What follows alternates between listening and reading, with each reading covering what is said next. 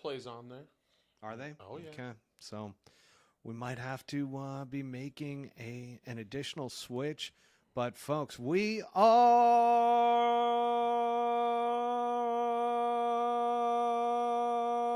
live. Wow. That was my audition for the UFC. If Bruce Bob forever goes down, you know. Very nice. Yeah. Nice work. Yeah. Holy shit. And I got asthma, folks. So. No way. Yeah. The lung capacity. I really held in for that one.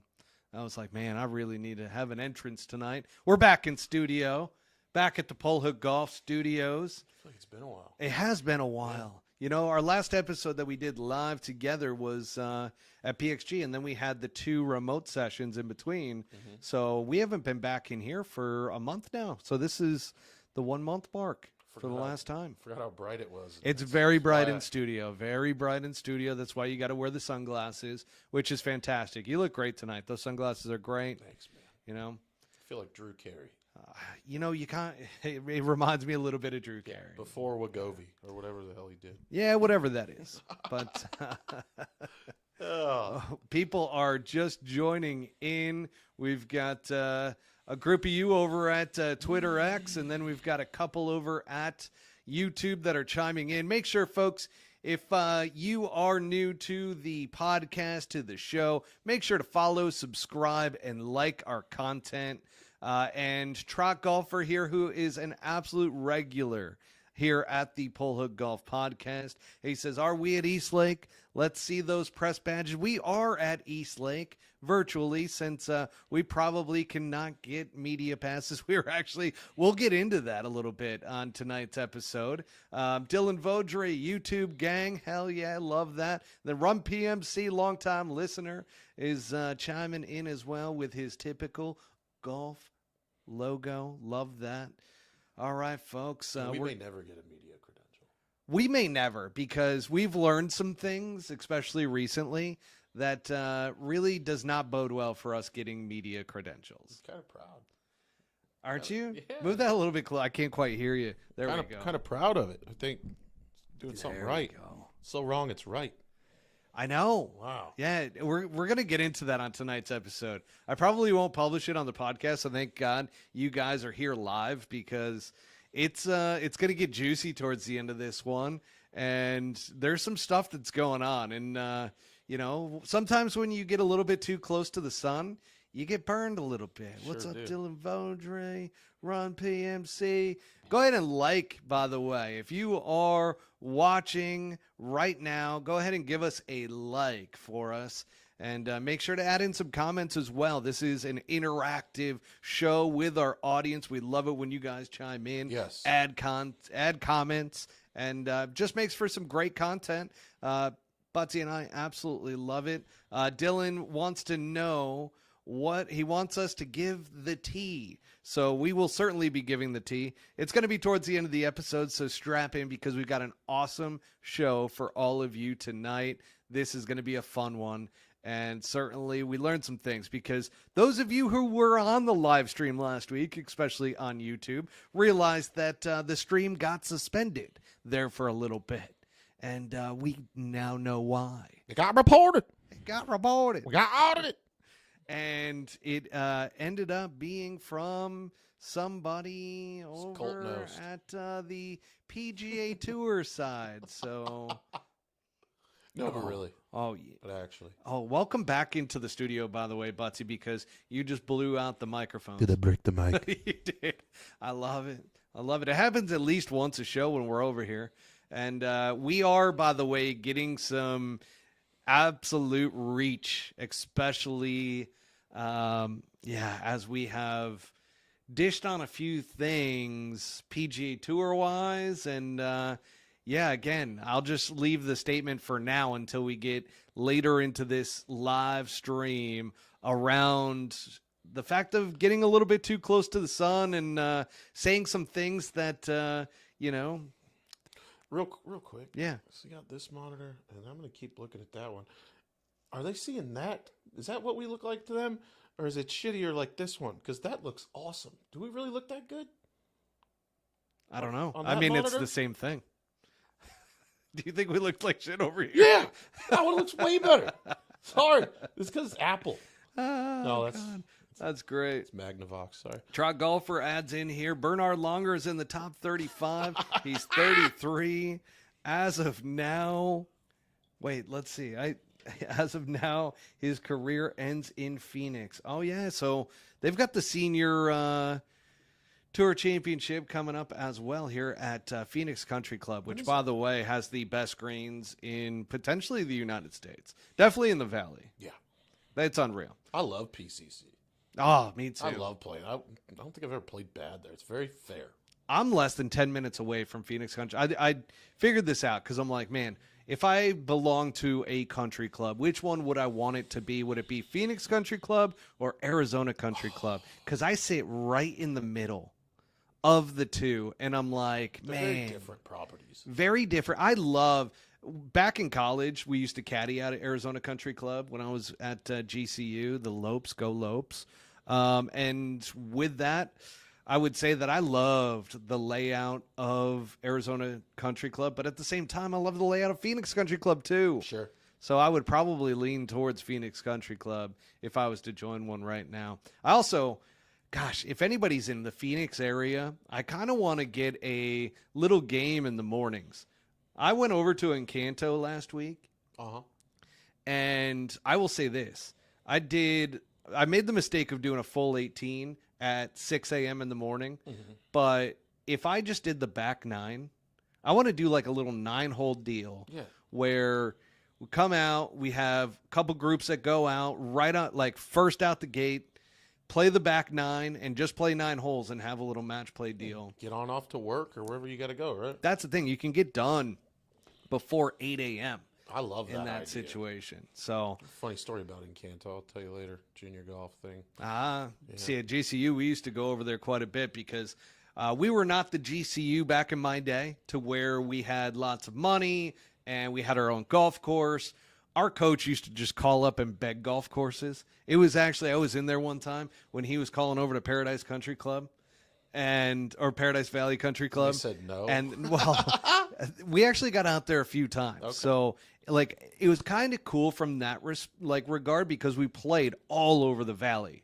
Like, anytime we went to go practice, we were practicing at a new facility almost every single week. Yeah. And with that, Paradise Valley Country Club, but I heard him one day doing his whole pitch. He's like, hey, our guys don't have anywhere to practice today. Would you be kind enough to help out at Christian University?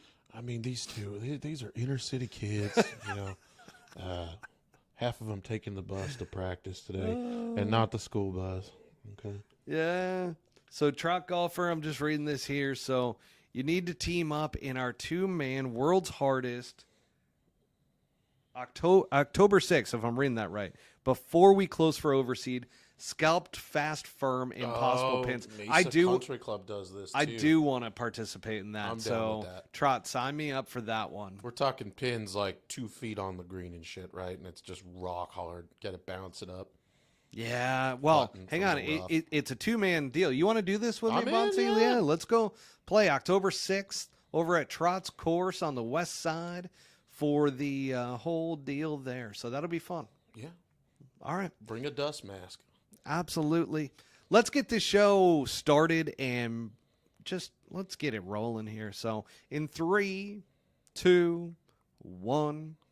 Welcome back, everybody, to Pull Hook Golf, the podcast. I'm your host, Matt Cook. With me tonight is our co-host, Butsy. He is fresh to death tonight with his black shirt and his white sunglasses. Welcome onto the show here, Butsy. It's good to be back, Matthew. It really is. We're back in the Pull Hook Golf studios, and I am absolutely pumped about it. It just feels right. It feels good. We got plenty of lighting, right, Butsy? That's what you said. You could cremate in here. I've sat here too long. It is. Yeah. Yeah, it's nice. Where are the flies at? That's what I'm wondering as well. But on tonight's episode, we've got the BMW Championship Recap. We got some Ryder Cup talk. I know it's a year away, but we got some Ryder Cup talk with Keegan Bradley playing captain possibilities there. And then, we've got the Tour Championship preview. I told you, Butsy, I was going to get him absolutely hyped about the FedEx Cup. And my God, folks, it is working. He is pumped about it. I really am. Yeah. And the Swanee style segment, folks. And Trot Golfer says, Matt looks amazing in the Swannies. I greatly appreciate it. I got the Barrett polo on right now. Well, and we were talking about it just before we came on the live, that their polos, Butsy can see this. You guys probably cannot. But there's a little pattern in here. Yeah. And it's like Swannies does a good job with these to where it looks like a solid polo, but there's these little subtle prints that are almost the same color, but just slightly different. It kind of looks like, like leafless. Yeah. Like a leaf, but like it's almost like a tree. Or like a leaf without the leaf stuff on. Actually, I think it's a piece of parsley. Could be a... Just saying. Could be a parsley. Yeah. And Keegan is picking himself, says Trot Golfer, around, the Keegan Bradley talks, but we'll get into that. And then we've got a correction to make about the drug testing on the PGA Tour. We're going to get into that as well. Theme for this week from Run PMC says biorhythms. We might talk about that. Who the hell knows? But we also have media rights and the Live merger, the latest updates there. Biorhythms. So I think I said last week. Oh, you mean like where a guy peaks? Yeah, exactly. Seasonally? Like Yep. Biorhythm. Okay. Biorhythm. Our golfers got to say something. Make it more than it is. So before we do get into the episode, I do want to give a shout out to Swannies Golf, which once again, folks, they keep me absolutely fresh in these polos. I also have some of their luggage and stuff here. Oh, this is the backpack. And for the past couple weeks. Show the strap here. Yeah. I mean, how nice is this in terms of just the fabrics and everything? And I will just mention to all of you that are here live right now that we may be doing a little giveaway coming up in September. So hang tight on the luggage specifically. But there's, that's for right there. Pocket there. You got the little slot so that you can put it on your suitcase. It's canine the proof handle as well at the airport, folks. I mean, how crazy! Like, this is high end. It's really nice shit. It's got a flight tab here. You know, like really cool. Rubberized zipper. I mean, the zippers are thick. Probably made in China. No, definitely not. No, and here's the thing. Indonesia, I was going to. I'm like, do I really need more luggage, backpack stuff? And then I used that, so I've been using it. And those are I don't want to know. Our microphones. Oh, okay. That we use remotely. Gotcha. But that being said, this stuff is nice, and I certainly have used it. So I went to a member guest this weekend, used the duffel bag, used the, by the way, remember the whole country club snob thing that I mentioned? Yes. Around him going away and everything? Well, one little tip that he had for everybody, which I've always abided to, is the shoe case. Hang on. Do I have it? Oh, yeah. You got to walk in with a, Yep, with a shoe case for your golf shoes. Take a look at that. It's got the metal logo in the bottom left there. I mean, that is just sharp. And the material is just solid. Yeah, it might smell a little bit. Does it? I used it. You got the vents in the back. You do have the vents in the back. So Swannies is doing it right, folks. So be aware that in September, might be having a little giveaway of all of this luggage so that you can arrive at a member guest in style if you ever get invited to one. Mm-hmm. Member guest did not go great, but I will say, utilize Pull Hook Golf 25 at checkout for 25% off your entire order. And if you don't got legs, use it for your gloves. Absolutely. Swannies.co, folks, is the spot to go. Swannies.co is the spot to go. I like that. That just popped off right off the top of my head. Trot Golfer says Swannies does not F around. That is absolutely accurate. And then Butsy must have Lambada shoe bags. What is Lambada? I don't know what that is. Is that lamb skin? Lambda. Lambda. Oh, lambda. Do you have some lambda? Gosh. Unfortunately, I didn't want to get into it, but I do not believe in the shoe bag, and nobody will ever tell me that I can't put my fucking shoes on in the parking lot. Real country club guy here. Yeah. Real country club. I usually wear my sandals until about the range of the tee box. Sorry. No, that's fantastic. Because it goes against the grain, you know? So, but that being said, let's get into the BMW Championship Recap. We got a lot of stuff on the agenda for tonight's episode. And first off, Keegan Bradley is our winner at 12 under par. This was a tournament of just survival. And you remember how pumped I was about Castle Pines and the fact that they had a tournament there. I mean, this is the first time they've been back to Castle Pines since it was a Stableford, which is a format that you love. God, I hate that stupid format. Anyways, yeah. So that being said, Castle Pines was a real test for these guys because the elevation fucked with them. I mean, I'm just going to come out and say it. It was difficult, but I heard 2 or 3 guys, I think, said that it was like the best tournament they've played in their careers, like on tour. It was awesome. Like the golf course and just the golf course is incredible. How it was put on. Yeah. The clubhouse and the facilities there are the best that they see on tour all year round. Yeah. So, like, I would love to see them add Castle Pines back as a staple. I don't know if the members would go for it there, and maybe that's one of the reasons. I don't know the exact reasons why they haven't been back to Castle Pines, but it's also a very long golf course, obviously over 8,000 yards, and a lot of guys were dealing with some injuries. One of those in particular, before we get to Keegan Bradley a little bit more, was Hideki Matsuyama. Was he injured? He was in, so he bailed out after the first round. So he played the first round, played a few holes in the second round, and claimed his lower back was hurting him. So he bailed. Too much Chick-fil-A, dude. Dude, that Chick-fil-A will get to Bad you. for the kidneys. There's peanut grease in there, so Peanut grease, hopefully he seed doesn't oils. have a peanut allergy. They changed their chicken. A lot of people don't know that. Some people do if you're in the food world like I am. But they did change their chicken to keep prices Wow. where they need to be. And I wouldn't be surprised if that's why Hideki almost died this week. So There you go. Straight up, not what you want to hear as a Chick-fil-A fan. No. Nope. But Hideki Matsuyama did not, but he didn't lose his spot either. He was in third spot in the FedEx Cup points, finishes there after this. But Keegan Bradley, I mean, how impressed are you by Keegan Bradley? And it started to raise the question now, as Keegan Bradley, could he be that playing captain? he sure the hell can, and why the hell wouldn't you? What does a captain really do anyways out there? You know, that's actually preposterous, but no, Keegan has garnered my respect, man. I wasn't always the biggest Keegan fan. I hated all the little flips and the glitching, but this dude could flat out play golf. You know, that's funny that you say that, because that's all I heard at the member guest this weekend. Guys were sitting around at the pool and TV after the round on Sunday. We're all watching it, and everybody was pretty negative about Keegan Bradley around the fact that, oh, I don't like him. And I of course, I got to ask why, right? So I'm asking guys, I'm like, why don't you like him? Like, what's the deal? They're like, oh, well, he's kind of a dick on the golf course. He's this, he's that. But then I got to the common thread, which was they also don't like Brian Harmon.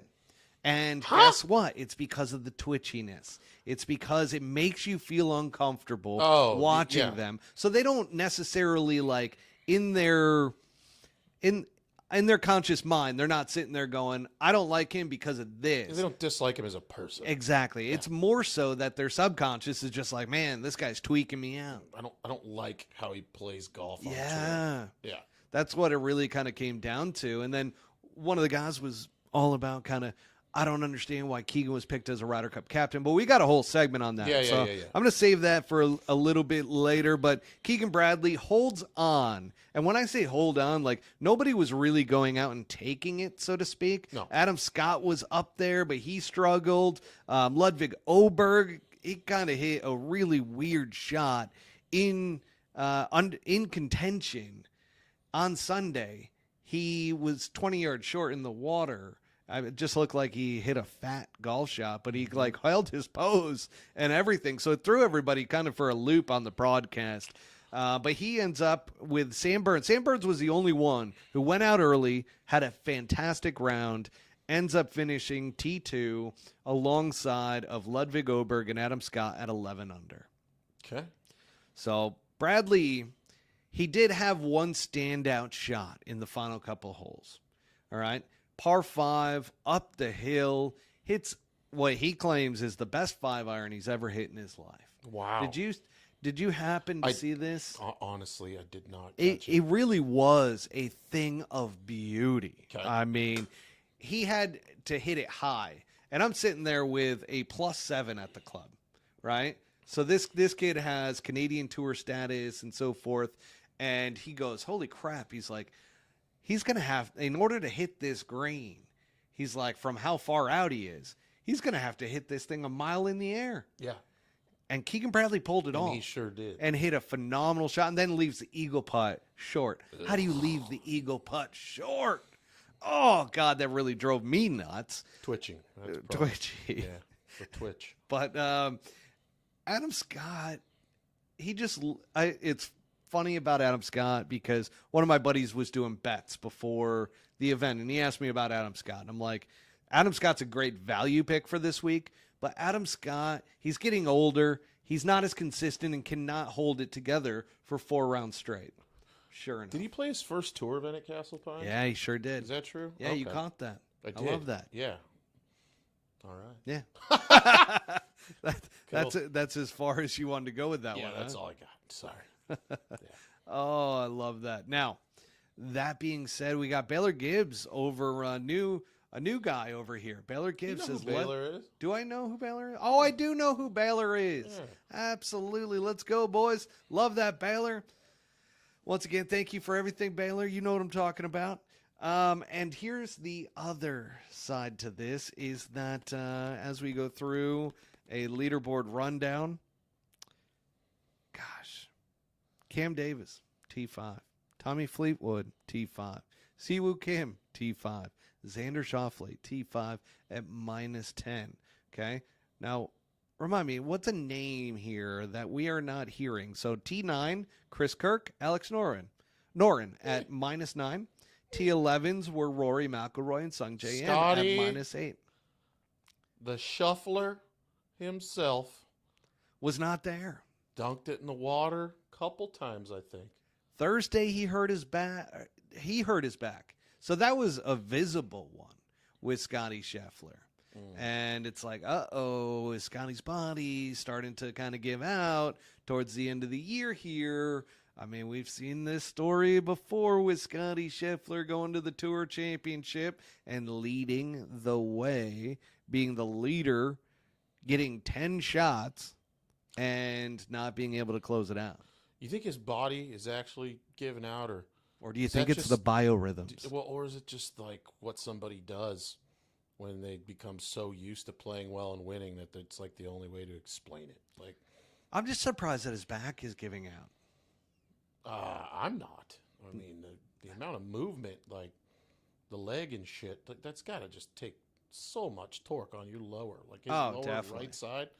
Yeah, you're right. I mean, the amount of stability that's happening every time he rips one, like, and that, I don't know. It looks like something that could, like, you know what I mean? Yeah, that tweak something. It's a good point. Run PMC here says Scotty getting on Ted as well. Run PMC, I know you've been a long time listener. You go back to the Scott Higgins days of the podcast, where Scott Higgins, he caddies for Mito Pereira, and before Mito, he was with Scotty Scheffler. So sure enough, we got Scotty talking a bit on the podcast episode. Bobby Brown at the time did a great job of kind of getting him to open up because he didn't really say anything too much about Scotty Scheffler initially. Then we got him going. And he goes, Scotty Scheffler is one of the toughest bags because he wants every little piece of detail, and he's not super nice to the caddy per se. And that's Scotty back in the beginning of his PGA Tour career. So, then he left Scott for Teddy, and the rest is history there. Got even more business. Yeah, so yeah. Scotty's a tough bag. And him getting on Teddy a little bit, I think that's a little bit of frustration from Scotty Scheffler's side of it. And obviously the back, Dylan Vaudry says here, the back can't do well with no lower stability. So you guys raise a very good point between Budsy and Dylan. I guess that is valid, that with the dancing feet, he's got some lower back issues that are starting to creep in. That lower right side is what's creeping in. You know, like the one that I saw him chunk in the water. You chunk one, or you make a bad swing and get caught somewhere. Like that's when it happens, right? It's a good point. Like my lower back, I struggle, and it only shows up either when you come over the top or you make a really bad swing and try to save it. That's when it usually like I keep making that noise. That noise is good. Well, it's the best thing. I mean, you know, I know you've felt lower back pain before, and that's kind of how it goes. It's kind of like an instant, like, uh-oh, there it is. Yep. Oh, shit. It's valid. Yeah. So Scotty Scheffler, and again, we'll get to. I'm jumping the gun a little bit here on some of this stuff because I'm so excited about the Tour Championship this year and some of the storylines that are there. But let's get into a little Ryder Cup talk. Okay. Keegan Bradley. What are the odds of him being a playing captain? I know you mentioned earlier that, you know, it's totally valid and so forth, but he did say, and this is where I'm going to curtail a little bit of my question to you around it, is he did say in the press afterwards that they made it clear the committee made it clear when they selected him that they did not want him to be a playing captain. So in his mind, he said he's probably not going to select himself as a captain's pick, that he would want to play his way onto the team. Do you think he has the potential to play his way onto the Ryder Cup team? After the dub? Absolutely. You know what I realized too? He has 3 wins this year. Absolutely. Even better. Absolutely. But back to being able to, like, can you pick yourself? He can. I would probably be like, you know, fuck it. I want to go down like the first guy. Has anybody ever done that? I think that, so. Arnie Palmer, I believe he played his way onto the team at the time. I don't know what the selection process was back when Arnie was a playing captain, but he was obviously still very much in the prime of his career. Somebody else said this as well that I heard. I don't know whether it was on the media or not, but at that time, the international team wasn't that strong. So, you know, Arnie could pick himself and be a fan favorite and, Sure, you know, be able to go out there, and the U.S. was going to dominate and win at the time. That's not really the case anymore. I mean, be pretty cool, right? Like, you're in your late 30s. You won 3 times this season. You picked yourself, and then you went out and won all your matches. What I love, and the team won. What I do love about Keegan Bradley is that he just comes across as he doesn't give a shit what the committee has to say. Like, even when he was like, yeah, the committee made it very clear that they don't want me to be a playing captain. And then he's just like, I really don't care, though. Like, no, I mean, I'm just telling you what they said. I don't really care. Yeah. Though. So it's very interesting. Now, Anti-Live says Tiger will come back and co-captain with him. I don't think Tiger wants a part of the domestic U.S. Ryder Cup. No. Like, I think Tiger wants to go international and bring back the cup to the United States and be one of the first captains in so long to go overseas and win that cup. Yeah, the war on the shore. Absolutely. Dylan Beaudry. There's no way he doesn't pick himself after missing out the Ryder Cup and winning last week. So that's the other side of this. He's very jaded. And I guess it had been 40 years. I didn't realize this stat. I heard this too. That it had been 40 years since somebody with his standing wasn't a captain's pick. Why do you think that is? Zach Johnson and the Boys Club, man. I mean, we saw it on the Netflix. We saw it on Netflix that Zach Johnson wanted to be associated with Jordan Spieth, Ricky Fowler, and Justin Thomas. Do you think Keegan's just loving like the last year and how that's gone down for Zach? Oh, I think he's got to be like he was buddies with Zach before this. Right now, anymore. What I want to know is, are they still good buddies? Like, I don't think so. I haven't heard Keegan mention anything of Zach Johnson, and that had to put He had to have taken a step back after that. Yeah. And then watch this dude just completely melt down, and then have spoken altercations with fans and just being like, he's like Shooter McGavin when he's getting shit like the last round of Happy Gilmore, like, basically. I agree with you. And that's a really good point in perspective around Zach Johnson and Keegan Bradley's relationship. Yeah, I didn't really think about, okay, are they still friends? Anti-Liv says Zach can go to Liv so we don't have to see him play anymore. Zach deserved a lot of the criticism, and he certainly hasn't handled it well.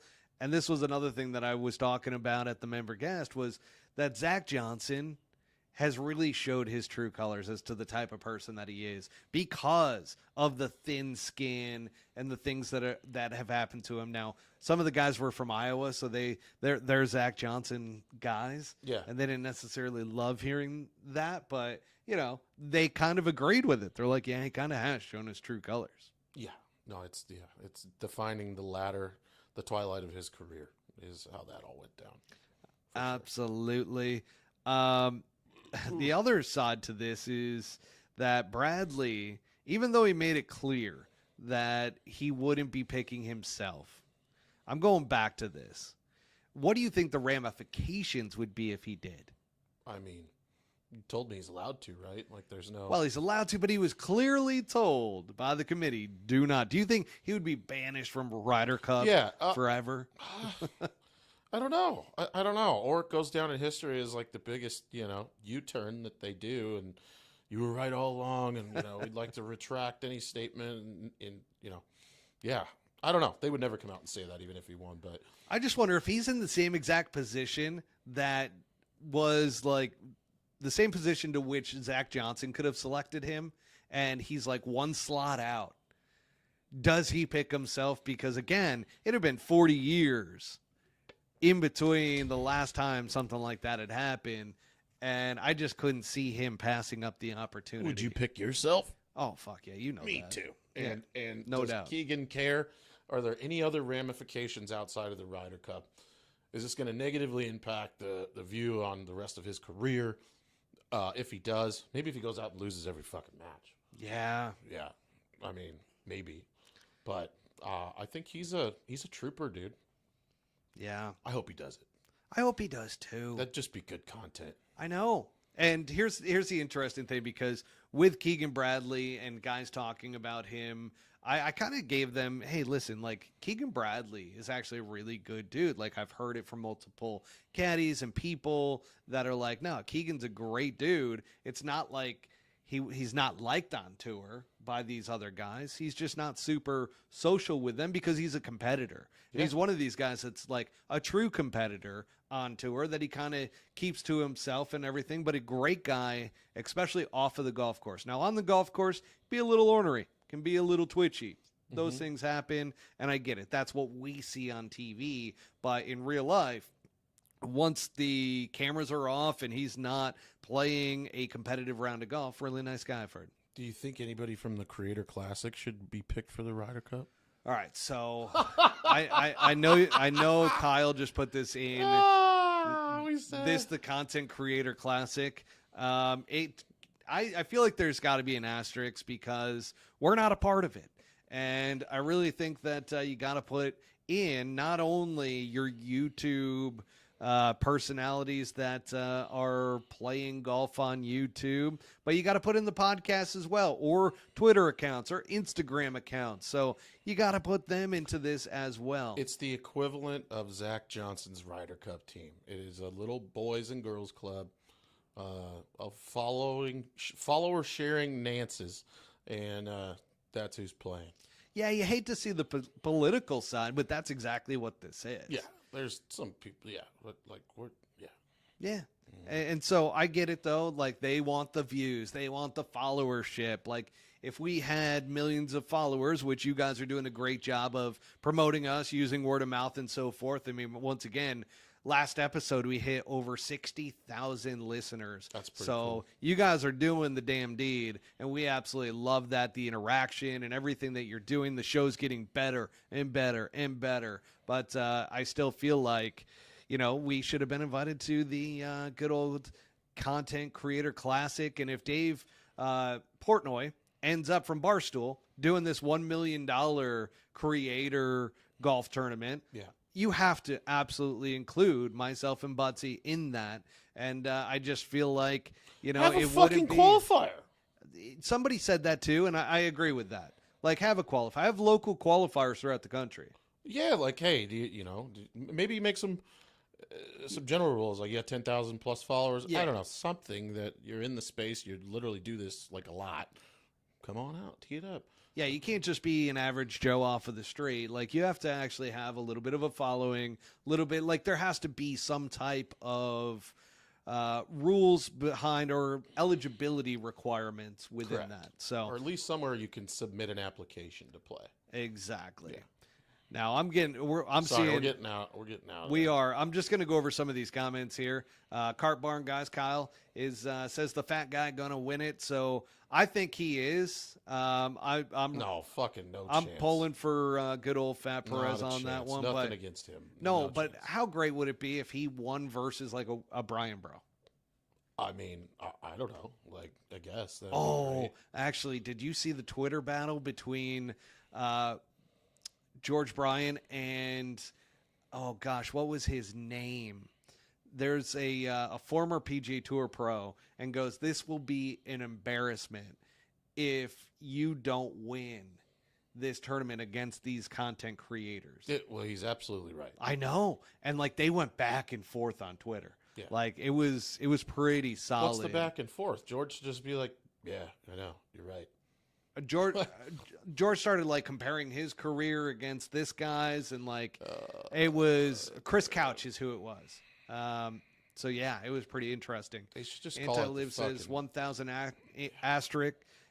Add Anti-Live too. Love that. Cardborn guy says Paige is going to win. That'd be interesting if a woman did win, not just Paige. Yeah, I mean, I don't know. I've played golf with Paige, and she's probably better than everybody else except George Bryan. That's there. Real talk. Yeah. Especially if she gets to play from a tee up. Not even bullshitting. Like, if she's still got any kind of a golf game, that's probably true. Trout, I'm not going there with the dude going through LPGA Tour school.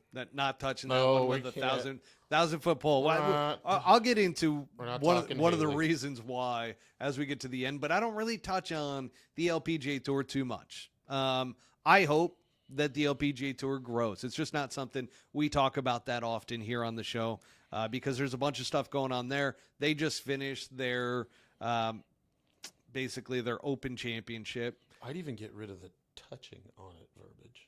It's even that. Yeah, I'm with you. And they have LPGA Tour wise, they also have the Solheim Cup. So I follow it, but it's not something that I really bring into this show all that often. Maybe we should, maybe we shouldn't. Don't know, but we're not going to do it tonight. Now, with that said, with the Creator Classic, we didn't build a segment for this because we really didn't want to talk about it, to be honest. We might be a little bit bitter around the entire thing. I'm not that interested, but like I said, I would love an underdog like the Fat Perez to win. Had him on the show multiple times. I know you have your beefs and so No forth. beef with at all whole with side. Fat. Like, really, it has nothing to do with him, honestly. Yeah. It's not personal. I get it. Especially at this point. I just think giving credibility to this whole thing is like stupid people leading each other to other stupid. I don't know. I don't want to get into it. It makes me mad. Kyle, I'm going to save your comment for the end of the episode when we do a little bit of audience Q&A for the live portion of this. So yeah, we'll talk about that. Now, we're going to get into the Tour Championship preview here. So this is happening at East Lake Golf Club, which it happens every single year now. And I realized why Scotty Scheffler, and it finally hit me, why he was so bitter. Remember we were talking about this last week around how he had comments. He hated the fact that it's called the season-long race. Mm-hmm. He's like, it's not the season-long race if you can just win a couple tournaments at the end and all of a sudden you're the Tour champion, blah, blah, blah, we right? We discussed alternate formats we thought might be more fitting. Match play. Yeah, match play. match play. Stableford. Definitely not Stableford, your favorite one altogether. But this is Scotty Scheffler has entered for the past 2 years. This is his third year now that he is entering the Tour Championship in the lead. However, he has lost the last 2 years. So talking about biorhythms, I know one of you brought up, I think it was Rump PMC, brought up biorhythms with golfers. And here's the thing, Scottie Scheffler's biorhythms were always in the early spring, to where he won the Waste Management Phoenix Open, won the Masters. He had never won outside of, I believe, the month of May or something like that, or April. We talked about that. We did. And so this year was the first year that he's actually won beyond that month. And sure enough, he has never won a FedEx Cup event, and he has never won, after leading the past 2 years, the Tour Championship and obviously the FedEx Cup. You think he'll continue to have hot years like this, or is this a one and done deal?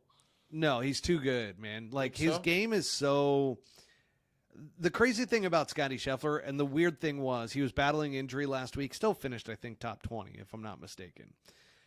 Oh, really? Yeah. Okay. So, he might have finished mid-20s. But anyways, he really is a player that is just going to become more and more consistent. Like, his game, there's nothing super special to it. He just does everything really well.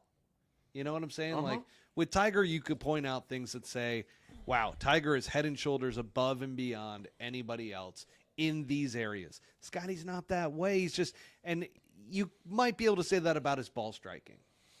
But his iron play. His iron play. His precision with his irons, I don't know if anybody's touching that. But he's so good everywhere else. Putting is obviously the one that we have talked about on this podcast around. That might be his biggest weakness. But Scottie Scheffler all around is so good. And his course management is something that is underrated. Like, his course management is really freaking good. Yeah. And Jack Nicklaus actually talked about it at the Memorial this year at that signature event that Scottie Scheffler won. And he was talking about Scottie is only going to get better because Scottie Scheffler is so good with course management and his game is just really, really good all the way around that he's not going anywhere and he's going to get better and better. So I definitely think Scottie Scheffler is that guy. And just, you know, if he's dealing with a back injury this week, can he actually compete for the title? I mean, yeah, if it's not bad. If it's something where you're literally getting locked up, like nobody, yeah, it's over. Will he withdraw? No, because I think I thought at Castle Pines he was going to play really, really well because of the elevation change and everything. And then I saw the back on Thursday, and I'm like, oh, shit. Like, Scottie Scheffler is not going to win this week. So I hope that his team got him. I mean, the PGA Tour has great people around to help with injuries and stuff like that, yeah. and their facilities, the mobile gyms that they bring in. I hope he's got a guy who's going to help him out and get him to where he needs to be. But that being said, I'm like, man, this is going to be interesting to see if he's going to actually be able to compete for the Tour Championship preview. You know, a name that I was just realizing it, and I scrolled back through the notes here, is Wyndham Clark. Okay? So Wyndham Clark played well up in at the BMW Championship. I feel like I missed him in the leaderboard results. Trot, if you don't mind, where did Wyndham Clark finish? I don't have access to pull that up right now, but I know Trot Golfer's like our researcher, man. He helps out so much. He's very busy in the comments right now, though. I see a couple. Yeah. Keep that on the. We're gonna get to his comments. He's been very aggressive with some of his comments as well. I also, that is double-sided of a request to Trot Golfer because he had been ripping on Wyndham Clark the past couple weeks. Yeah. So, anyways, my trainer was with him up in Colorado, and Wyndham looked really, really good for the most part, and he had a good week there. But that being said, let's get back to the good old Tour Championship. I'm all over the place tonight. It's fucking awesome. I'm so jazzed up. Just jazzed up. T13. That's why he wasn't on my list. But he got a top 20 there. He's in the top 10. Played okay. And here's the starting positions. So for those of you that are newer to the game of golf and just listen to this podcast, which I know there's some of you out there that are new to the game of golf but love the comedic aspect that we bring to the table, the realism, bringing you kind of inside the ropes and so forth. But the starting positions and strokes for the Tour Championship. So just so that you know, based off of their points throughout the entire year up until this point, the first place player starts at -10. Pole position. That is their pole position. That's where they're starting, and that is Scotty Scheffler at -10. Betting odds for Scotty Scheffler +115. So with the 2-shot lead, the odds makers are saying he's got a really good chance to win this thing. Yeah. Then you got Xander Schauffele in second. He starts at -8. So Scotty Scheffler gets a 2-shot lead from the second place player. And Xander's at +220. You like so we'll get to our picks. I love Xander. Yeah, I know. It seems like a pretty gosh darn good one. Yeah. And Xander does love Eastlake. So, yeah, there's going to be some conversations here. There might be a fighting over a pick. Him. It really is. He's closing now. Hideki Matsuyama, he's at -7. So, once again, even though he withdrew last week, he is not out of this. Right? So, or he did not move spots, I should say. So he's still in third at -7. His odds are +1,200. Then Keegan Bradley made the biggest leap of all. He got into the 4th spot with that win. He's at -6 and at +4,000. You got Ludwig Oberg at -5. He's in 5th at +2,000 are his odds. Ludwig could be another one to watch out for, but you know, Ludwig, he's the new Xander. I was surprised that he played so well at Castle Pines because that knee injury has been bothering him. You could literally see him on the greens, bending over and kind of catering to that left knee. So I don't think that injury is done by any means. Might be next year when we see a fully healthy Ludwig Oberg again. But that's interesting to watch out for him after he played really well at Castle Pines. Rory McIlroy is in 6 at -4, +1,800. Colin Morikawa is also there. Wyndham Clark, Sam Burns. Now, Colin Morikawa is at +2,800.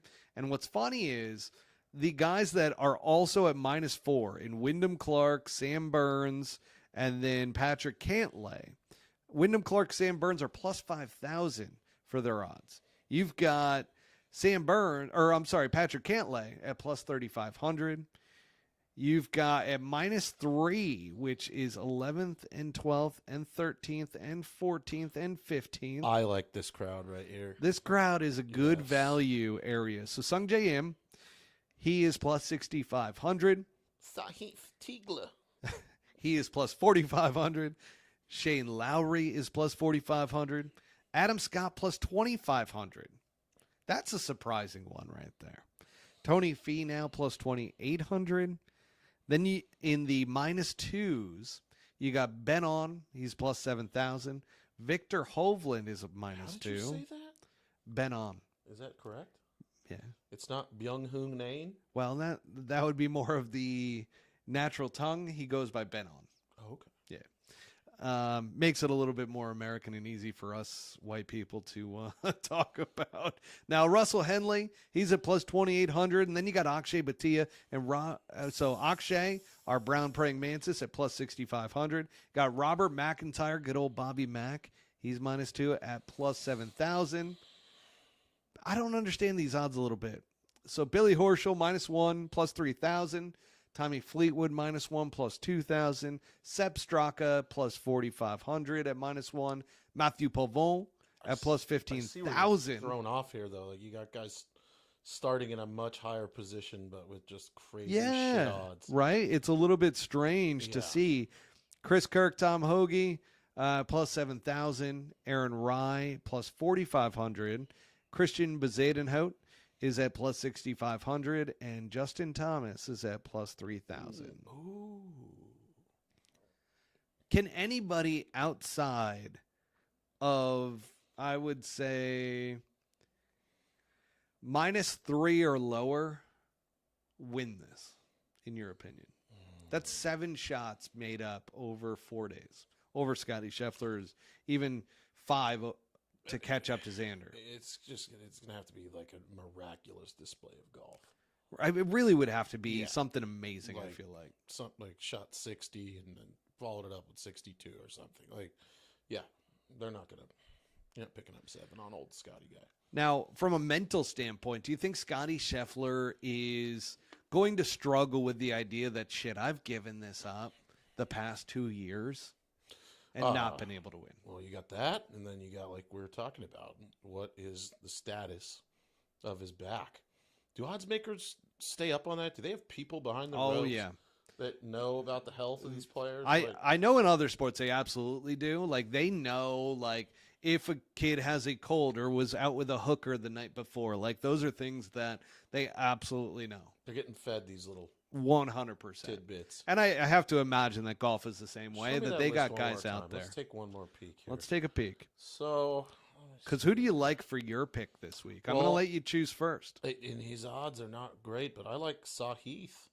I really do. Wow. And I like him as somebody that could make up that ground in that spot. And it's super value pick too. So he's starting at 3. He's plus 4,500.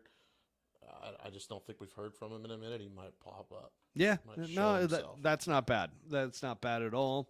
I will say, I think Xander Schauffele wins this one. I think Scotty Scheffler is going to once again fall short of getting that elusive tour championship. And then the debate's going to come up, right? Everybody's going to start talking about who had the better year, Scotty Scheffler or Xander Schauffele. We have already talked about this, that if Xander does win it, that it's still not a competition. No. So, but the media is going to try to make something out of nothing. Have to. With that, we probably will as well. We'll probably have a whole segment over the fact of who's going to be player of the year. Yep. Scotty Scheffler. But that being said, who do you like in that zone, though? That's the thing. The minus 3, 4 I'm going to tell you, man, Wyndham Clark has had some confidence. The putter is going, and I really like his game at Eastlake. Eastlake matches up with somebody that can hit a fade. So, and Wyndham Clark plays a fade all day long. So I like Wyndham Clark. I know I've been high on him the past couple of weeks, ever since the Olympics. I just saw a shift in him, and he's close enough to do some damage. So I like Wyndham Clark. He was, by the way, I had a buddy ask me, he's like, who is your seal? Like, who is a guarantee top 20 last week at Castle Pines? And I go, Wyndham Clark. Is it because you like train at the same gym as him? Is there? It's not. I've been high on Wyndham Clark since before he won and broke out at the Wyndham Championship. You like his game, or at the Wells Fargo? I forget which one it was. You like? It was game? It was in Charlotte, and I happen to really like. I like the fact that he can bomb the ball. Yeah, he hits a controlled fade or a cut, and is a great putter. Okay, so. Those, to me, are recipes for being able to play really good golf. Now, Colin Morikawa, this fella, Sam Burns, or Patrick Cantlay? Cantlay. Cantlay could be a sleeper. Yeah. Well, I like Wyndham, too, because he's plus 5,000. Like, gives you a little, there you go. Little extra money a little in more there. meat to the potato. Yeah. You know, Colin Morikawa is at plus 2,800, but I think that's going to be a tough one for him to catch up. You know, Rory McIlroy always plays Eastlake really well, so he's got to have a chance at this. And I think Rory's had a tough year, right? So this could be a big one for him. He had that little breakout moment when he won with Shane Lowry as a team, and then all of a sudden the next week he goes and wins the Wells Fargo over Xander, has that awesome Sunday round, and then we really didn't see a whole lot from Rory after that. So I just wonder if Rory's got something for us this week, because once again he plays Eastlake really, really well. So we shall see. I mean, he's going to be in the mix, right? He's got to be in the mix. Yeah. He's always in the mix at Eastlake. I was watching 10 years ago, Tiger Woods, or I don't know how many years ago it was. I think it was 20. You don't think there's any way he misses the cut? No. No. There is no cut. No, I'm sorry. What's he starting at? Oh, he's starting at -4. Not the fucking cut, idiot. Yeah, he's at the -4 slot. Yeah. Yeah, he's missing the cut. Definitely missing the cut. Now, that being said, since we Almost just snorted. threw off people completely, there is no cut this week. There's always a cut. But there is always a cut. Mentally. Oh, yeah. That throw you off there a little bit? 2018 Trot Golfers Right. That's what I'm thinking of because Golf Channel had it on. I popped on Golf Channel. At lunch sometimes, I will just pop on the TV and pull up the Golf Channel. And they were replaying the 2018 when Tiger won, but Justin Rose was the winner of. Can you believe Justin Rose was #1 golfer in the world in 2018? It wasn't. That wasn't that long ago. It is, though. It's crazy. It really is. And he's a guy that had to qualify to get into the Open Championship this year. Isn't that crazy? It really is. So, but Tiger at East Lake, and then Rory was there as well. So Rory had a chance then. And Rory, once again, just plays really well at East Lake. Rory also has that great moment to where he had a long iron, tried to hit it over the water, and just chunked it right into the water. So, and I think that was on, what hole is that? I Jesus. might watch this entire tournament. It's going to be awesome. Yeah, this is going to be a good one. I think this has a lot of intrigue, especially because Scottie Scheffler might not be 100% healthy. So that brings in, and if Xander plays like Xander has all year long, he could run away with this thing. I mean, I might wait to see who makes the cut and then watch from there, but yeah. There is no cut. There's only 30 players. There's a cut. This is live golf at its finest. Low 12 and ties after Thursday. Absolutely. Yeah. All right, let's get into the Swanee style segment since we are, man, just absolutely trucking tonight. The Swanee style segment, and this actually was a discussion that came up around Adam Scott. There was one guy in the group this weekend who said, I don't like Adam Scott. Why? And well, that was the immediate question that I had to ask. I'm like, why do you not like Adam Scott? Is it because of his handsome good looks and his great, beautiful golf swing? He goes, no man should have both. God should have given him a shitty looking golf swing. And it resonated a little bit. I'm like, shit, man, you're kind of right. Like, this guy's got it all. But he doesn't have the career necessarily. I think but everybody's a little jealous of Adam Scott. Yeah. But in an appreciable way. But he did say the one thing that brings him back down to earth that he can't stand about him either is that he wears khakis. Yeah. So I ask you, since I did see a little Instagram post over the weekend from you up in Payson wearing khaki shorts. So I ask you the question. And short ones, too. Yeah, they were short. You almost couldn't see Moose them. knuckle just floating out. It was incredible, folks. If you haven't seen it, go on to Butsy's Instagram account. Don't zoom in. Do not zoom in. Yeah. You'll thank us for not zooming in. But I will ask you the question anyways for the Swanee style segment. Do you like khakis on the golf course? Fucking love khakis. I think khakis are like the hallmark of golf. Some of the best players of all time, khakis. I wish they would bring back like the beltless pant. Oof. Canary yellow, blue. I'm not talking about like LARPing from the 50s here. I mean, like those guys over at Nation Golf. Go follow them if you want to watch that. But no, I like khakis, and I like pleats. And I love pleats. I'm a big pleats guy. I wish they'd bring them back. Like, yep, same. looked so good on tour. Oh. Yeah, like looked like you could walk into a boardroom after you got off the golf course. Like, Yeah. just a really clean, professional look. Now it's going to be hot in Atlanta this week. It's going to Yeah. be very humid as well. Do you think khakis fit in that environment as well? I mean, I don't know. Some of these fabrics now, like you don't even have to worry about swamp ass anymore. Yeah, I'm with you on that because Swannies has this performance material that's absolutely incredible. Yeah. Little pitch for them. But that being said, they also have some joggers, some pants that they've come out with recently. In addition to the shorts, I'm a big fan of the shorts because it's got that it has like the Swannies lettering in around the waistband that have like that sticky material to it so that your polo doesn't rise up if you decide to tuck it in. They better be watching this because you are doing a job tonight for Swanee's golf. I mean, holy shinto. No, the Dockers though. Remember the Dockers? Oh, the Dockers. And it just looked Thick like khakis. East Lake, and you'd have like a South Lake right around your butthole. Like, it just Dude, this is why the Swanee style segment Full has become flood. a fan favorite. I mean, people 100%. love this segment because Yeah. khakis, Dockers, and swamp ass Oh, remember Hal Sutton? got lakes everywhere. Yeah, some of the shit that he used to. He had. Oh, Hal Son was a big khaki guy. He's a khaki guy, but he Yeah. also had like capris on, like up here, like his Yeah. polo stopped like right here at the middle of his fucking forearm. Be the right number today. Shout out Strata. Oh my God, he was a Strata guy. oh, yeah. What a reference. What a Oh, yeah. throwback reference.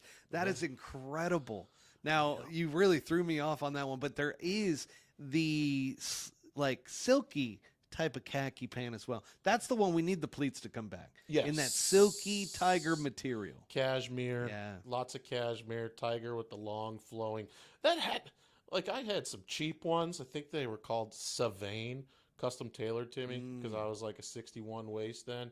And That's no, it wasn't that. no, bad, that's but it sumo wasn't- wrestler it wasn't- status no, right no, It's there. actually bigger than that. But Fuck. yeah, no. But I think they were Swanie. You could buy them at like a Sylvain. nice little place called Steinmart. Remember Hager?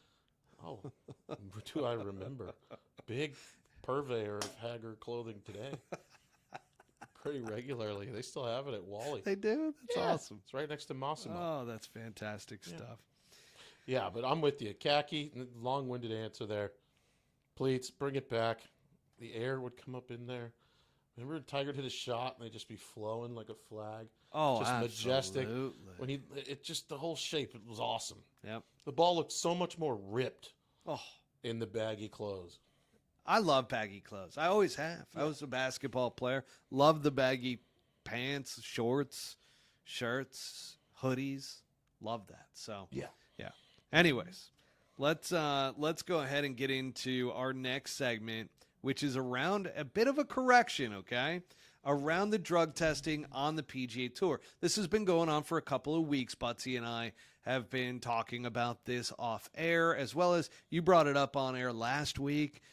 Because I had some caddies that were letting me know that, the tour had stopped. And this was over the past couple of years. So I hadn't talked to a lot of caddies like recently about drug testing. It kind of went by the wayside with the PGA Tour. But it made sense, right? That the PGA Tour wasn't drug testing because Live Golf and the threat from Live Golf of taking players or stealing players over to their side, so maybe they didn't want to ruffle feathers of players. But this has been squashed by multiple caddies now that you've talked with. You were the one that started it because you're like, hey, what do you think about this? Started with the whole Graham McDowell, Live drug testing. But you want to comment on what you were told by these guys, as well as we'll kind of get further into the correction here in a second.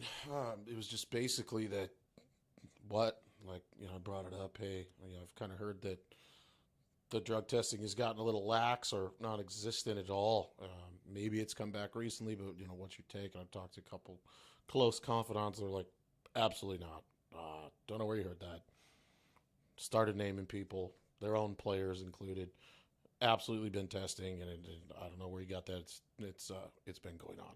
Yeah. So then, that's just what I heard. So it led me to, especially so one caddy, I'm like, okay, maybe he's a little bit like frustrated by the question and so forth. How dare you? Because some people that are associated with the PGA Tour get very offended by even asking a question like that. So I'm like, all right, one off. Then you called me over the weekend. You had a caddy with you in the car as you were coming back from Payson. And you guys both were on the phone chatting with me and giving me the insights there as well. And I'm like, holy cow. I'm like, let me do a little bit more digging, because now that there's multiple people that are telling me something, I need to now go, because it's been stated on this podcast that the tour had stopped. Yeah. Well, guess what, folks? It had not.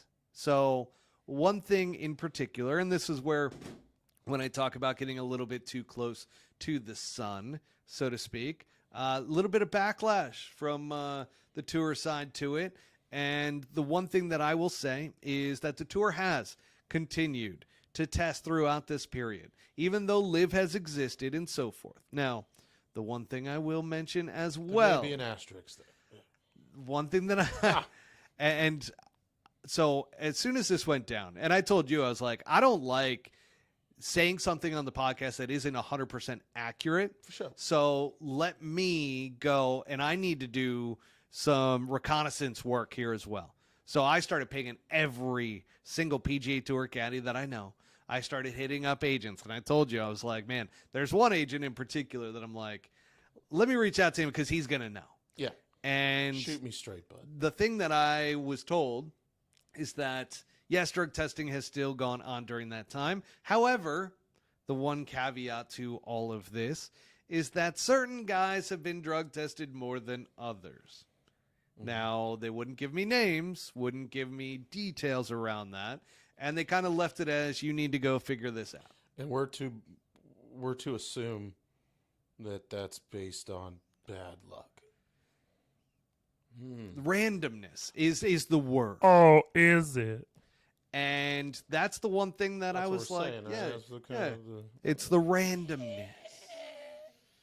However, if you go down a rankings list. I thought you were going to say rabbit hole. I was like, we already did that. Oh, I was like, I'm a dog with a bone right now. I cannot stop. I just have to keep on going with this. And I'm asking everybody. I'm asking everybody. And even the guys that were like, yeah, drug testing has gone on, I would start to ask about their players. What about your guy? How many times were they drug tested? And the bigger the player, or the higher the ranking, the less. I bet they would never, ever drug test Tiger. I cannot never comment on this. If he said, I'm going to fucking play this event, it might be one of my last, he's not getting randomly drug tested. So it's not going to happen. Just so that everybody is aware, like, some of this can be backed up by the fact that Tiger Woods, he wants to play in more events next year. And guess what?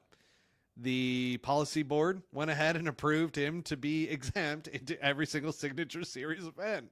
So it's like, okay, if they're doing those type of exceptions, then what's to say that they're just going to all of a sudden not have a random drug test for Tiger? Like, but these are the things that like need to be talked about, that the tour, and once again, it's like, oh, some of the guys that we were talking to are like, oh yeah, we know guys that have been popped this year for drug tests.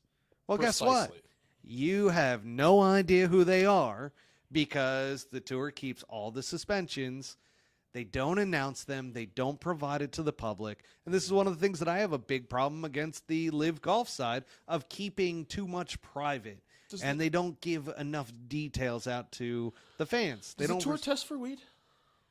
So that was one thing that did get passed by the tour, I believe this year, that they no longer test for weed. It's not that they don't test for weed. It's that it's not illegal anymore or banned on the PGA Tour. Like baseball did the same thing, right? Yeah. And they were kind of, okay. So that's an interesting one, right? Yeah. Now, that's our correction. So take it as it is. You can read between the lines when it comes to this. We were pretty not so gray area, though, with the whole Tiger comment. Oh, I mean, I just, Yeah. Yeah. And that's pure speculation, by the way. There is nothing that we have been told in regards to Tiger one way or the other. So I just want to add that disclaimer there. Strictly entertainment. Strictly entertainment purposes and only. if he did fail and they did test him, you better believe it'd be his fucking back acting up that week. Well, we do have some examples of that with a player named Dustin Johnson. Yeah. Yeah. Yeah. Remember when he got suspended for cocaine? Oh yeah. Yeah. Yeah, and then all of a sudden it was, Dustin's taking some time off right before the Ryder Cup, right? Fell down the stairs. Oh, that was the Masters. That was a whole different That was scenario. a different one. Yeah. So yeah, I mean, these things do happen, and we necessarily don't get clear answers around it. So our job is to bring you guys this information so that you can decipher it too. That it's not just this hidden secret. I know the tour does not like that. They should bring those like airport drug dogs out there on the range and just let them attack people that have cocaine in their bags. The amphetamines and the cocaine are not allowed on tour. Those are still banned. Just take the chain off and just woo, woo, woo, just let them. Oh no! Yeah. Can you imagine Matsuyama gets tackled by a fucking dog? What the hell? Now he's been hiding it in the Oh gosh, so good. graphite design 3-wood shaft. Found So good. filled with pills. All right, so that's Strictly for entertainment purposes. That's not strictly good at all. for entertainment purposes. We do not condone the blowing of in your nose of cocaine. Okay. Or any other place. No gummies, guys. Okay. All right. Keep your teeth. Meteorites, live merger. Let's get into it. Here we go. This is the other part of this episode that you guys, anybody who has stayed on, this is what you wanted to stay on for. Because one of the things that Butsy and I were talking about after one of our episodes recently was around meteorites. And granted, I've just taken it for granted that everybody knows this. That, you know, and we got talking and you're like, dude. Well, your story was actually ended up being a little different after you got it like solid. Like A little bit, but not crazy. you proposed what you thought. Like you thought maybe. We found out it's like maybe not that strict, but it is pretty strict. Well, so let's go over this. Yeah. Go ahead. Because the PGA Tour, all right, and this is one of the reasons why the live merger was going to be complicated and why players just couldn't come over from live and play on the PGA Tour. And I actually had this conversation with a PGA Tour pro back earlier in the year. And they're like, Matt, do you realize that like players can't just one of the reasons why live guys can't come back is because they own their media rights on live golf. They cannot own their media rights on the PGA Tour. The PGA Tour is the exclusive owner of your media rights. Yeah. So here's how it goes. Media rights ownership. The PGA Tour requires players to sign away their exclusive media rights at the beginning of each season, meaning they can't independently produce, distribute, or monetize content like videos or highlights of their own shots or events without the tour's permission. Mm-hmm. The tour controls all broadcast and digital footage from its events. Now, that's a pretty broad statement, right? Because they own the players' media rights. It doesn't necessarily just say that it's of PGA Tour events. It basically gives them free reign to police whatever they feel like oversteps those bounds. Pretty much. Now let's get into the content creation restrictions.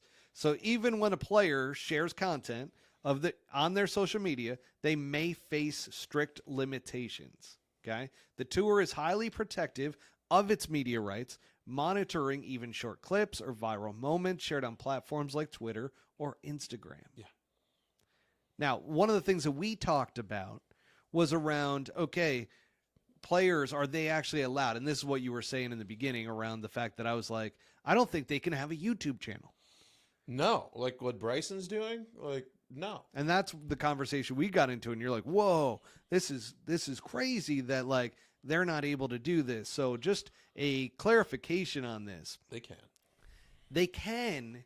However, it's a gray area and it's limited and there's red tape because casual or unofficial matches, all right, players can participate in a casual or unofficial match like YouTube content or a charity event as long as it doesn't conflict with PGA Tour events or involve competing tours. Like same weeks and shit like that.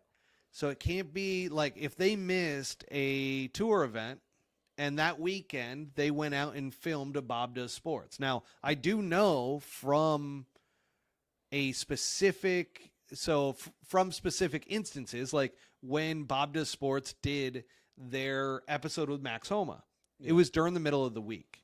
Mm-hmm. It was actually before a PGA Tour event. Uh-huh. Max was taking off that week, but he would have needed if it wasn't in the middle of the week, let's say that they wanted to go out on a Friday or Saturday or even a Thursday, that he would have needed to apply for a waiver in order to go participate in that.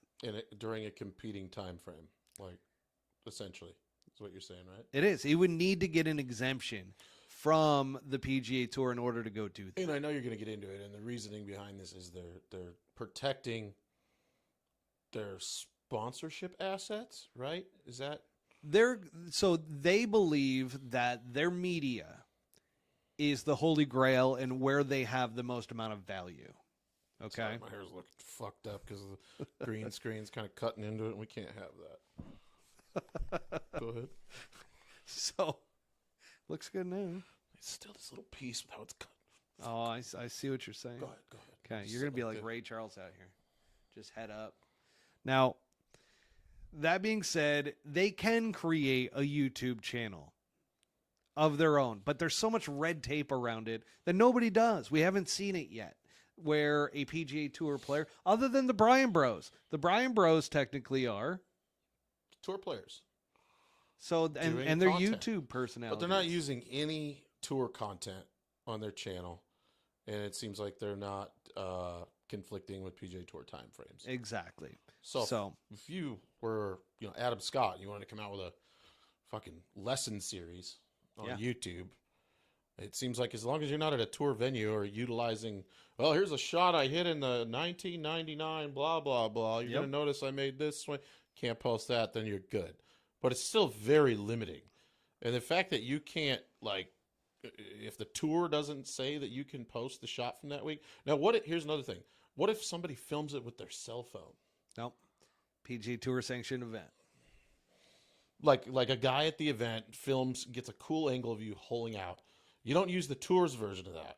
You use that. Is that? So if you read your ticket when you go into a PGA Tour event, I did this for the Waste Management Open, the PGA Tour can limit that, and they do hold the actual rights to that video that you took at their event.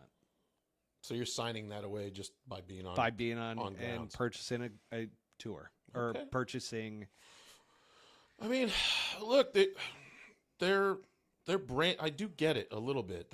And I'm not trying to agree at all, but they probably are getting paid a shitload of money to, let's say, hey, we're going to put out this clip and we're going to put John Deere on it because John Deere paid us fucking $60 million. Now, you did say that they redistribute a percentage of those earnings, right, back to the players. At the end of the year, there's the PIP. But how's that? It's distributed. That's how they distributed that money? So you're not guaranteed any portion of. Yeah, it's fucking bullshit. They're just pocketing all that. Players not getting shit. It's tough. It's definitely not something, and that's one of the reasons why a guy like Phil Mickelson, if you guys remember going back when Phil was suspended, right? And yes, Phil was suspended because he talked about the Saudis. However, he also was huge in talking about media rights and that it wasn't right that the PGA Tour had their exclusive rights to all media and so forth. And that was one of the big reasons why they wanted to break away and join Live Golf so that they could do that. Now, it certainly has opened up the door for a guy like Bryson DeChambeau to play in all these matches and everything and to do this break 50 deal and to be making millions of dollars from YouTube in particular. He's fast because he's fast where he's going to make more off that than he does playing golf, even though he got such a massive amount of money from Live. If he hadn't got the money from Live and just went off making content, he'd probably be making more money doing that than playing golf. Yeah, I agree. Yeah. And it's funny, Trot, that you bring up Adam Scott. I'm going to bring up your comment once again. Yeah. Because he does have a channel. It's called Fair Game Golf. I totally get it. That's a company that he invested into. He's a part owner of that company and has been a pretty big advocate for it. So there's a sponsorship aspect to that, which the PGA Tour has always been pretty lenient when it comes to if it's a sponsor that you can participate in, obviously commercials, but even then you can't use shots and so forth from that. But Adam Scott, for a while, was skirting the line with the PGA Tour because he was reposting content that was being recorded from a TV. So, like, it would be his agent or whoever would be recording, watching the broadcast on TV, and post that on social media on Adam Scott's account. So Adam Scott's always kind of been at the forefront of all this when it comes to it, and he's always kind of pushed boundaries around that. So I know the PGA Tour tends to look the other way sometimes, just because it's part of the gray area and they don't want to get into it. Now, Jeff Mossbrucker said that Phil said they had to give like $2 million to the PGA Tour, but he can't remember why. I wonder if we can find that article. Yeah, I might have to get back to that one next week. Let's look that up tonight and chat about that one. I want to know what's going on there. Yeah, that'll be interesting. Now, Anti-Live says stupid policy, have a revenue and advertisement share agreement.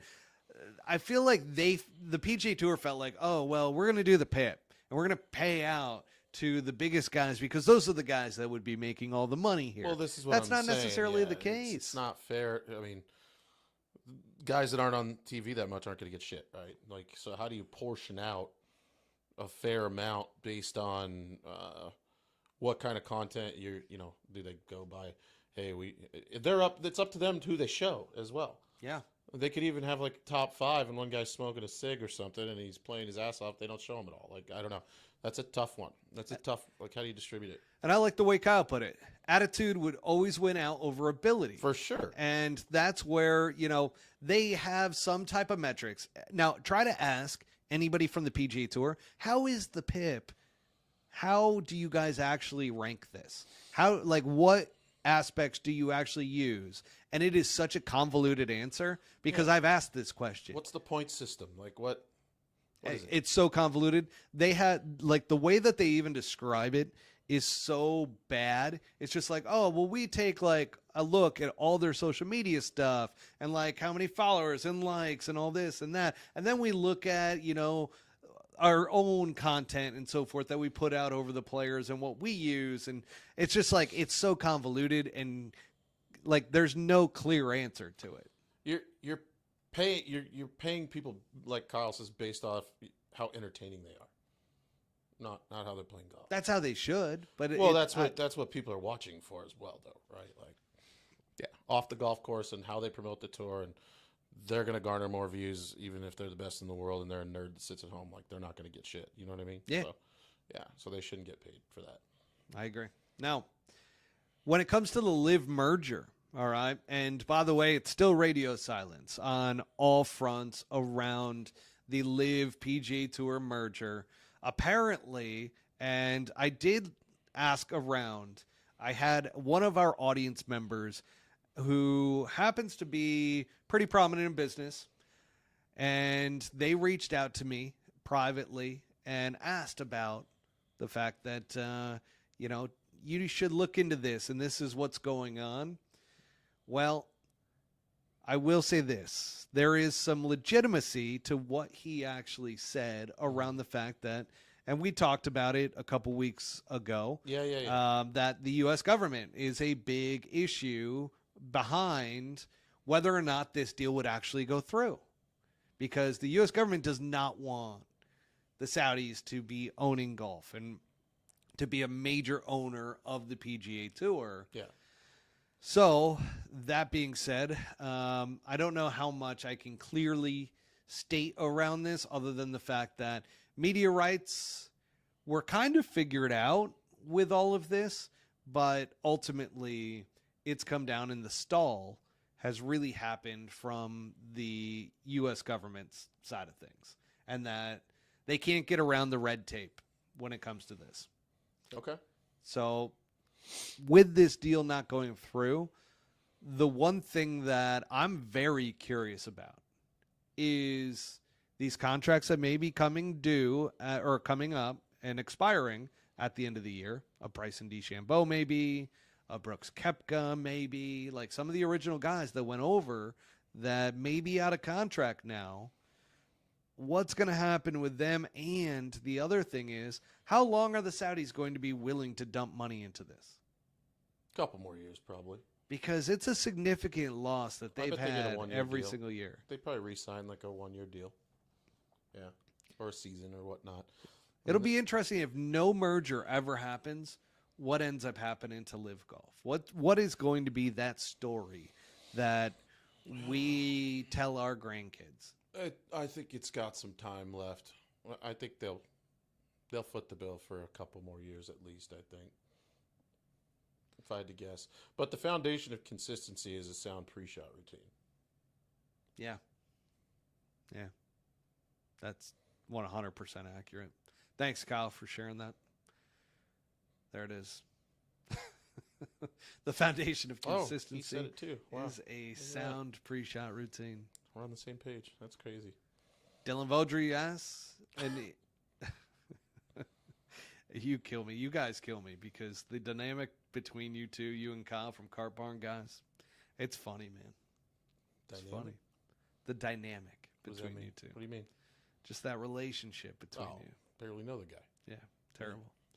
Now, fucking weirdo.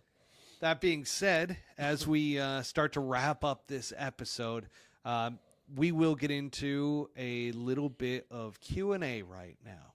So audience Q&A, and this is where we'll talk a little bit more details as well, because around what's been going on with our account on YouTube and some of these other things that are going on. Dylan Vaudry says, what about AK next year? Is he allowed back on tour? Because he's like, did he actually technically sign with Liv, or is like... He signed a deal with Liv, yeah, to be an independent guy. But do you think that this story goes on, or do you think Liv just cuts ties? Even if they cut ties, I bet AK starts qualifying into a couple events and might even garner himself a little status somehow on tour. Interesting. Or like if he's allowed to. I mean, I don't know if they're going to allow it. But I don't either. Yeah.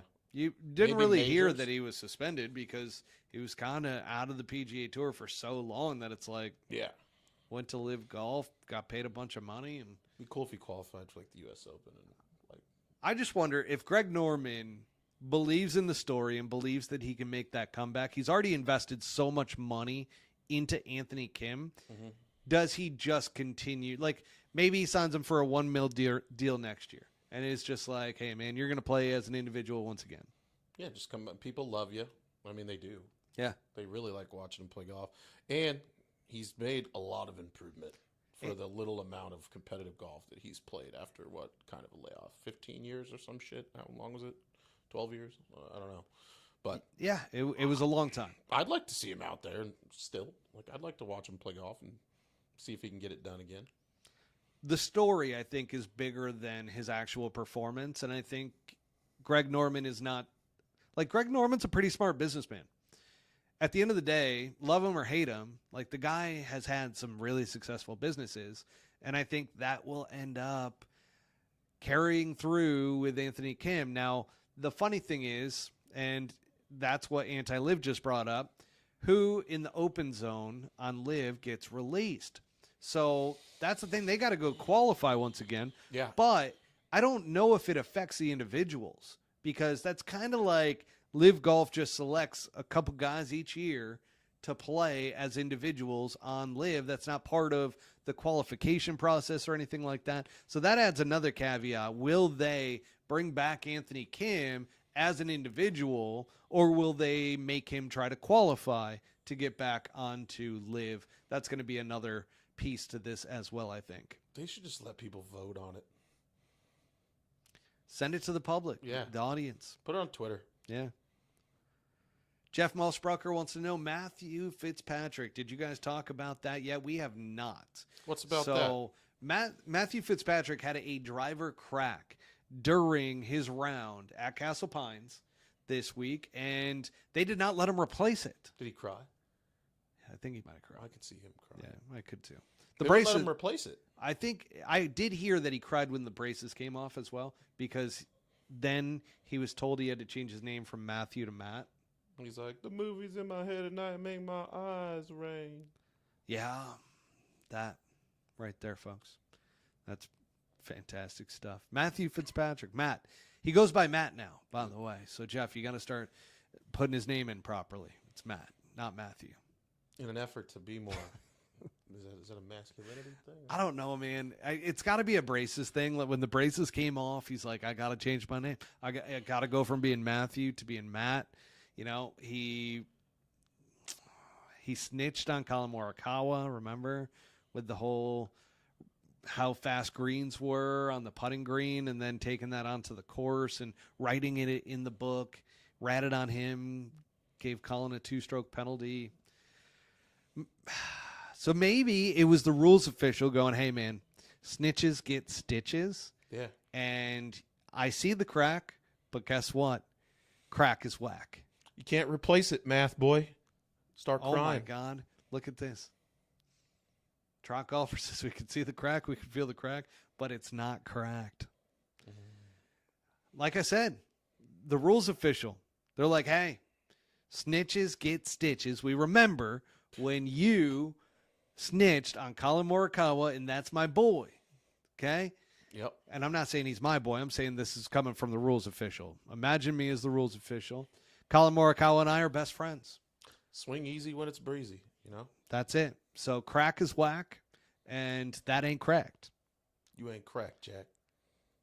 I think conspiracy theory, putting my tin cap on, that's what happened. That's exactly that's the story in my head. That the rules official is best friends with Colin Morikawa, was pissed that Matt Fitzpatrick not only changed his name from Matthew to Matt, but he was a snitch on his best friend, and he's just like, yeah, no, man, that's not a crack. We got you now, Billy Braces. Yeah.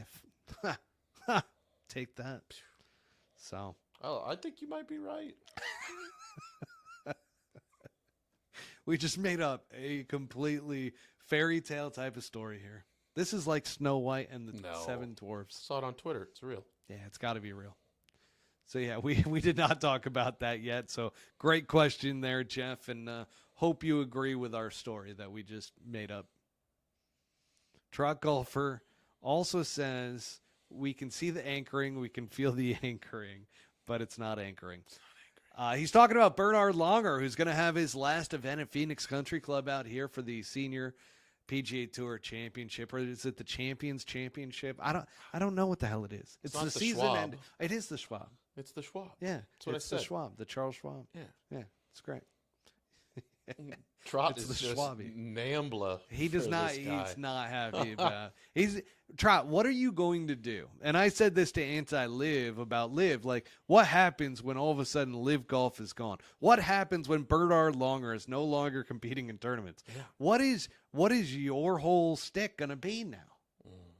You're going to have to find something new. There's plenty of people left.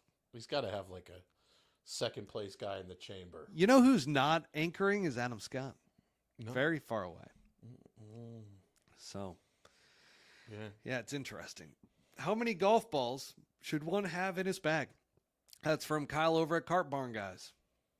That's a great question. All right. With that question, all right.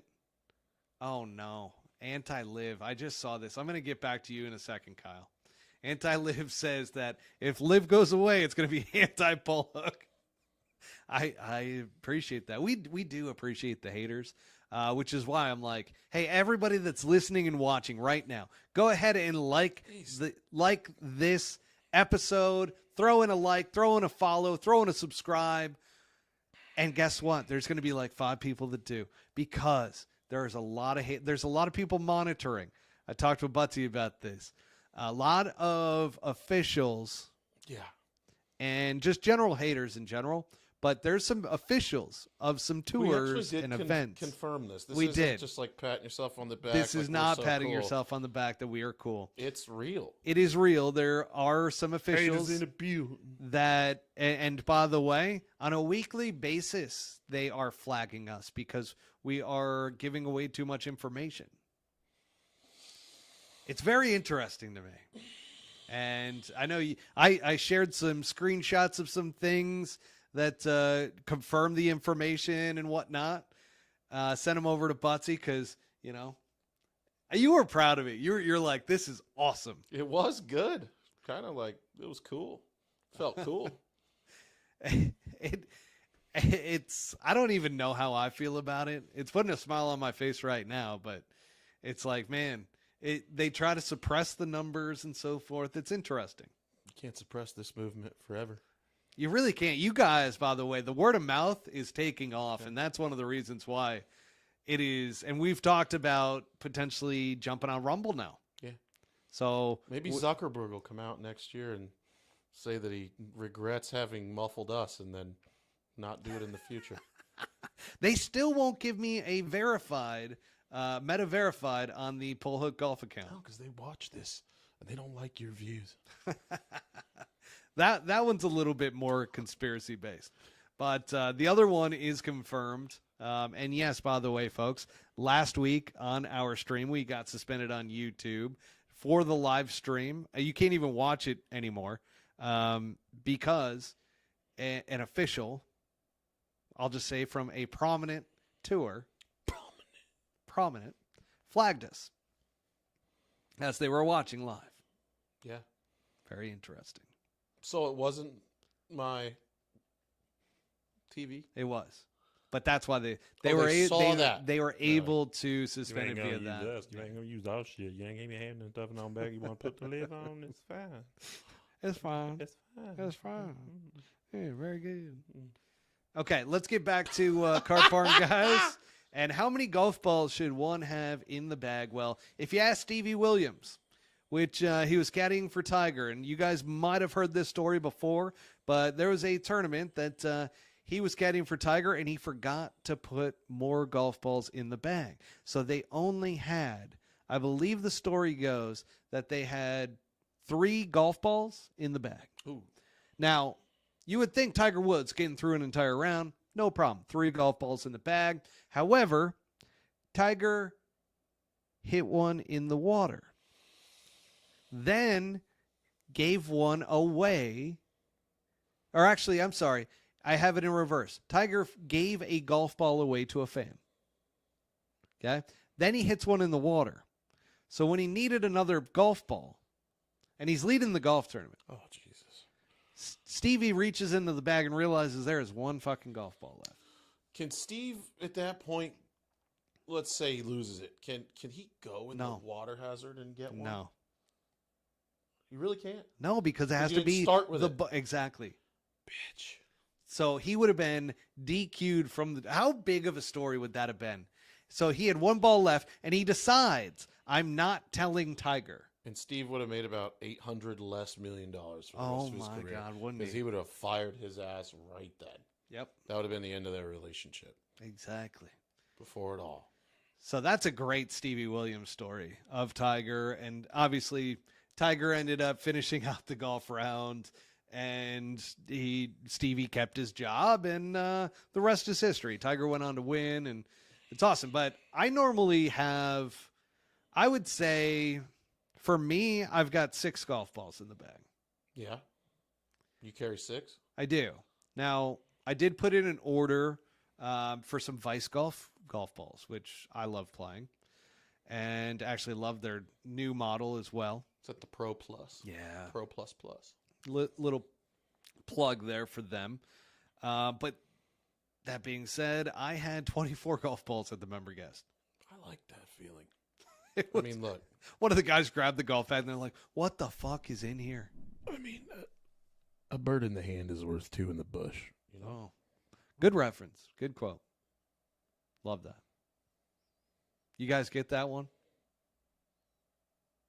Okay, fantastic. I can't. Tried so hard.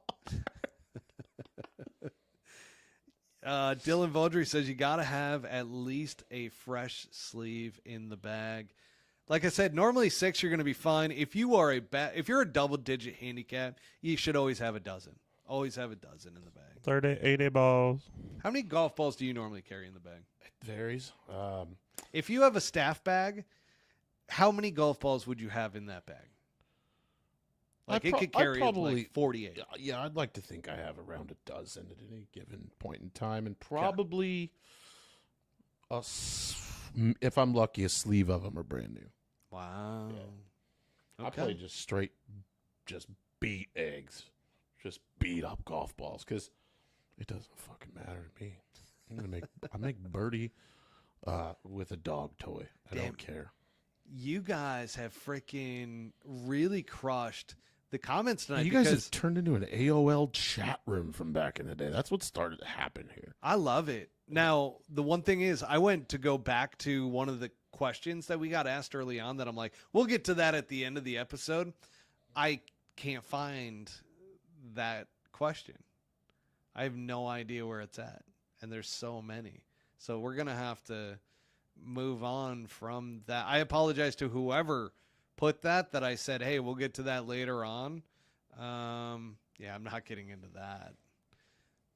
Did you see something? Yeah.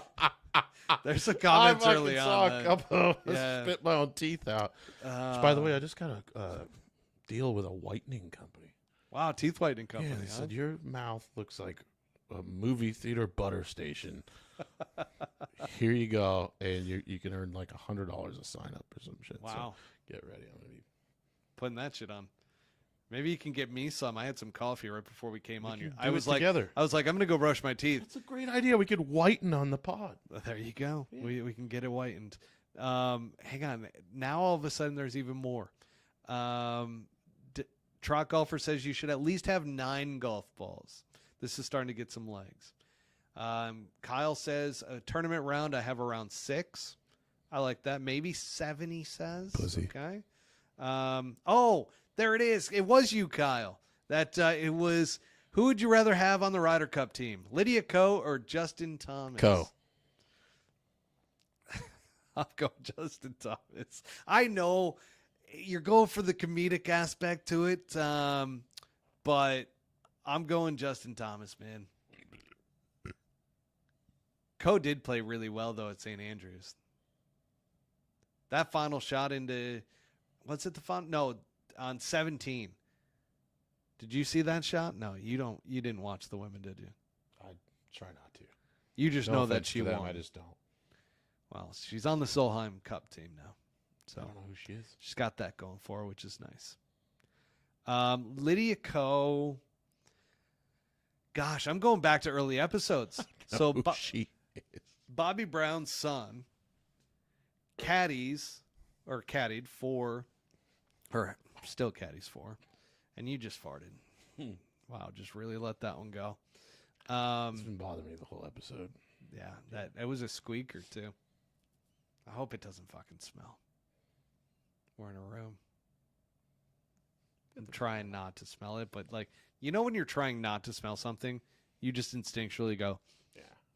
You know, I had to talk about this. Like 5 guys could all fart around each other. And you ever notice this? Like, they'll wait till they smell it to leave. We're so gross, dude. Yeah. Like, we'll all say, oh, that's gross, man.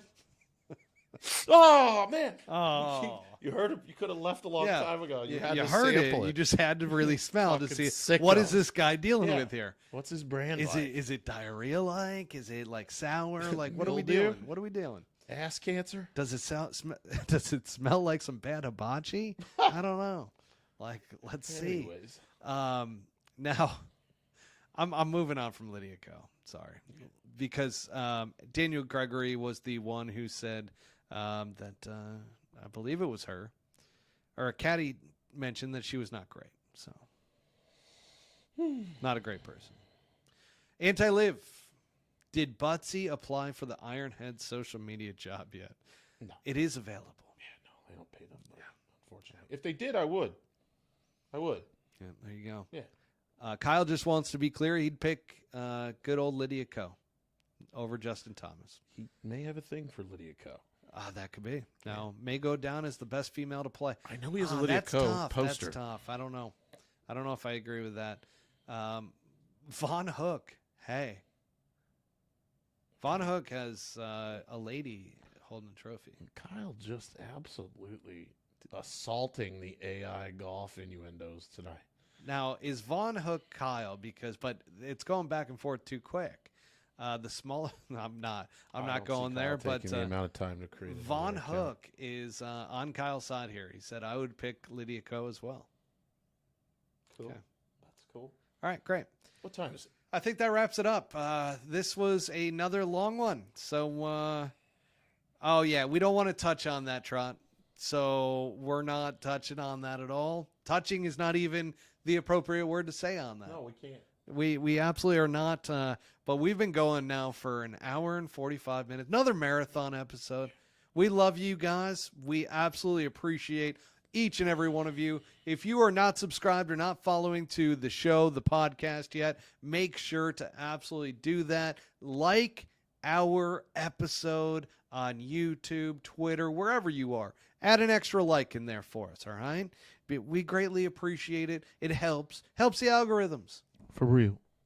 And for this episode, that wraps this episode up, okay? We had the Swanie style segment. I love that segment with us. That was fantastic. We added the correction for the drug testing. We talked a little media rights and live golf, along with the fact that the Tour Championship, we're jazzed about it. Absolutely jazzed about the Tour Championship this week. Recap the BMW at a great golf course in Castle Pines. Butsy is phenomenal tonight. No way. Just keeping it together. Oh, Love that. man. Now, folks, if you want great gear, if you want luggage, if you want lifestyle, Swannies.co. Utilize Bullhook Golf 25 at checkout for 25% off your entire order at Swannies.co. Same bat time, same bat channel next week, folks. 7 p.m. Pacific time. 2 weeks from now, I will not be on, remember? Okay. No, wait, we said we might be able to go live from Nashville. Yeah, we could. That's right. Oh, we do have an announcement around that. I forgot. You want to say it, or you want to save it for next week?